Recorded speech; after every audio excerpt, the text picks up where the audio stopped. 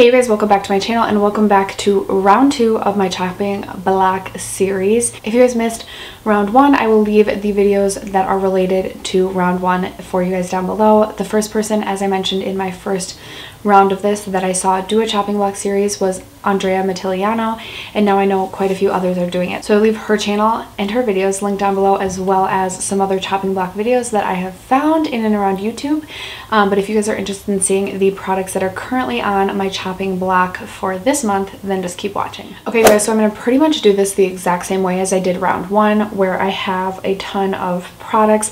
And like I said in round 1, a lot of products in my collection just truly haven't been given a chance. They've just been sitting collecting dust, and I really haven't given the formula enough of a test to find out if I really like it or not. But I do have a problem decluttering. I struggle with it a lot, so that's why this chopping block series has really helped me, because I have these products that I'm going to test out over the course of the next month or so and decide whether or not I really like the formula and whether or not the product has a place in my collection or not. And then I'll do a recap with you guys again and let you know what products I decided to keep and what products I decided to have exit my collection. So if you guys are interested in those products, we're going to jump into those right now. So up first, I have 2 primers again this month. The first is the Milk Makeup Blur Stick, and for me, I just don't know that this does enough to keep it in my collection. I never find myself reaching for it. It just isn't a product I get excited to use. And not to say I get excited to use primers, but sometimes I do. Like there's definitely like those primers that I love. I mentioned this in round 1, but I want to whittle my primer collection down to like my 5 favorites and then a few that I'm testing out, and that's really it. So I need to decide whether or not I feel like this has a place in my collection or not. Right now I'm feeling like it doesn't, but that's why I'm doing this series, to kind of use it consistently and decide whether or not I really do like it. And then another primer is the Kokie Transform Mix Foundation Mixer Dewy. This is more of like a foundation mixer, but I've been using it kind of as a primer. I just feel like this is probably one that I will end up decluttering. It just really doesn't do a whole lot for me. I don't feel like it makes foundation super dewy, and it really doesn't extend the wear of my makeup. So I feel like this is one that I just don't really have a place for in my collection. I never find myself reaching for this, so this one is probably one that's going to go, but I wanted to give it a fair shot before just decluttering. I have 2 foundations here. The first is from Dermablend. This is the Smooth Liquid Camo. I've only tried this like 1 or 2 times. It's a very full coverage foundation, and this one has been in my collection a very long time. I don't think I need this in my collection, but again, I want to find out if I do. And then the other one is the Physicians Formula Healthy Foundation. I know a lot of people really like this, but I feel like I just have not liked the way that it makes my skin look every single time I've tried this. So I'm going to give it a couple more shots, see if I still feel the same way, and if so, I will be decluttering this. I just have 1 concealer. It is the CoverGirl True Blend. It's Lit Concealer. I have about half of this left, and at first I thought I really liked this, and lately I've been feeling like I really don't. So I have other concealers in my collection that I feel like I do like better, but just to be certain, I thought we'd toss it in the chopping block. For powder, I have a pressed powder this month. This is the CoverGirl Vitalist Healthy Powder, and I do like this powder. The reason I have this on the chopping block is because for some reason I accidentally bought the shade Buff Beige, and obviously I'm pretty light toned. My skin is pretty light, so I'm gonna see if I can make this work. I maybe should be doing this more in the summertime when I have more of a tan, but maybe I'll self tan a little bit, see if I can make this work for me, see if I can make the shade work for me. Otherwise I will get rid of this. This is one that I may end up purchasing again in the future, but I just don't need my powder collection to be as big as it is. 2 bronzers and a contour this month. For bronzer, first I have the Too Faced Chocolate Soleil bronzer. I just have it in a little mini. I think I got this in an Ipsy bag, and I just really haven't given this a shot. I know a lot of people really love this bronzer. I don't know if I like it or not like it. I don't know if I've ever even tried it. I've maybe tried it 1 time, maybe 1 or 2 times. So this is one I want to see if I like, whether or not it's worth keeping in my collection, or whether or not this can go. And then I also have the Wet n Wild Color Icon bronzer. If I remember correctly, this is just a little bit too warm for my skin. I really like the formula, but I just don't know that the shade is right for me. So I'm gonna use it a few more times, figure out if that's how I truly feel, and if so, this might get the boot as well. 2 blushes. First I have this Milani Baked Blush, which I really like the Baked Blush formula, but for some reason I always end up going too heavy-handed with this shade specifically. This is in Berry Amore, and my cheeks just end up looking super red and pink, and I don't know, I just for some reason find myself always just not loving the way my blush looks when I'm using this. This used to be a favorite of mine, but I've been struggling with it lately. So I'm going to see whether or not I want to keep this in my collection or not. And then the other blush I have is a Becca Mineral Blush in the shade Nightingale. I don't know why I ever bought this. I truly do not know what I was thinking when I bought this blush.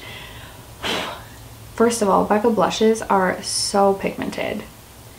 And I mean, I don't know if I can make that work for me. Even with like the lightest touch, I feel like this is going to be too pigmented and too dark for me. Beautiful, beautiful shade if you have more of like a medium to deep skin tone, but I don't think that this is going to work for me. But to be sure, we're gonna put it on the chopping block. Oh, I forgot to mention the contour that I had. I have this Kokie powder contour palette, and I want to see if I really need this in my collection. This obviously looks like a dupe for the Kat Von D Shade and Light palette, which is why I purchased this. I was really excited to purchase this, and I feel like this is one that I just didn't give a fair enough chance to. I like purchased it, and then I must have purchased a bunch of other things, and this just kind of got tossed to the wayside. So I want to see if I like the powders in this, if I like the formula, and if so, I will keep it, but if not, another face palette can go. I have found that I don't love face palettes that much. And speaking of face palettes, I actually have a blush palette that I want to test out. Actually, this is more of a face palette. So you get two different blushes, a bronzer and a highlight. This is from LA Girl. I think I just bought this on a whim, and I don't know, like I've tried it a couple times, but I truly don't know how I feel about this. Again, it is a face palette, so that already like has that not going for it because I don't love face palettes. But we'll see how I feel about the formula and decide after that. I have one brow product this month. This is the ABH Dip Brow Pomade in the shade Auburn. I just don't think this shade's gonna work for me, and I don't love the dip brow. It's just, I'm not that good at brows. I can't really work with the dip brow formula very well. So I have that. I have two different eyeliners. Both are gel liners. One is from ColourPop in the shade Piggy Bank. Now I love the ColourPop gel liner formula, but I just don't know that I have a place for this shade in my collection. I feel like I don't need it. I never reach for this. And then from Pretty Vulgar, I have their The Ink Black List gel eyeliner. And this is a black gel eyeliner, and I just don't love the packaging of this. I'm going to see how I feel about the actual formula. If it's a phenomenal standout formula, then maybe I'll keep it, but I do have like my Inglot black eyeliner, and I have plenty of gel liner, so we'll see about that. I forgot to mention for highlight, I have two different highlighters. One is a highlighting stick. This is in the shade Halo. This is from Laritzi. I'll probably end up decluttering this. I don't know if you can even see it, but I don't love stick highlighters anyway, but I'll give it a chance. I haven't even given it a chance yet. And then from Wet n Wild, I have one of their Gothic Graphic powder highlights. This is in the shade White Raven, and I was really excited to purchase this shade, but it has a significant like blue / purple shift to it. It's one of those duochrome highlighters, and I just am not as into that type of highlight as I once was. I have the Moonchild and the Aurora Glow Kit, and I have the Prismatic Amethyst highlight from Becca, so I feel like if I want this type of highlight, I have options in my collection, but I want to give this a fair shot before saying goodbye. For lip products, I have from Too Faced the Melted Matte liquid lipstick in the shade Sellout, and I just don't think I'm a fan of this formula. Ooh, but I really do like that shade, so we'll have to see if I can put up with the formula. From Lord & Berry, I have this pencil, and I just don't really love pencil formulas. Sorry to flip you off. It's a really dark shade, and it's like a bigger pencil, so like, do you line your lips with it or do you use it on your whole lips? I'm not really sure. I probably won't end up keeping this, but wanted to give it a chance. From Sephora, I have their Color Gel Rouge Gel Lip Liner in the shade 2 Nothing But Nude. I'll probably end up keeping this, but I wanted to toss a lip liner in there, and I just wasn't sure about the shade of this.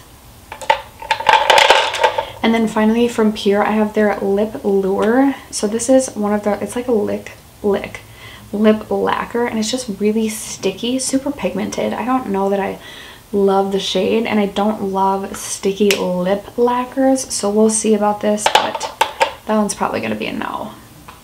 And then finally for eyeshadow palettes, I have from Ciate London the Pretty Fun and Fearless palette. I just never find myself reaching for this. Although it is a beautiful palette with a lot of different colors, I just never reach for it. So if I'm not reaching for it, then I probably don't need it. And then finally from Pure / BoxyCharm, I have the Midnight Masquerade face palette that came a couple of boxes ago, and I just never really have tried. On the one side you get your highlight, bronzer, a couple blushes, and then on this side you have your eyeshadow shades, which you can't really create like a full look out of this. So I do feel like there's a couple of really beautiful shades though for the eyeshadow. Like that green shade is pretty dang cool. So we're gonna see if, you know, I like the shadow formulas enough to want to keep it, even though I can't create a full look out of it. But this is the final product in this month's chopping block. I hope you guys are excited for this month. Let me know what products you currently are considering decluttering from your collection. Before you go, don't forget to subscribe to my channel. I post videos every single Monday, Tuesday, Thursday, and Friday. Other than that, I'll see you guys in my next video. Bye!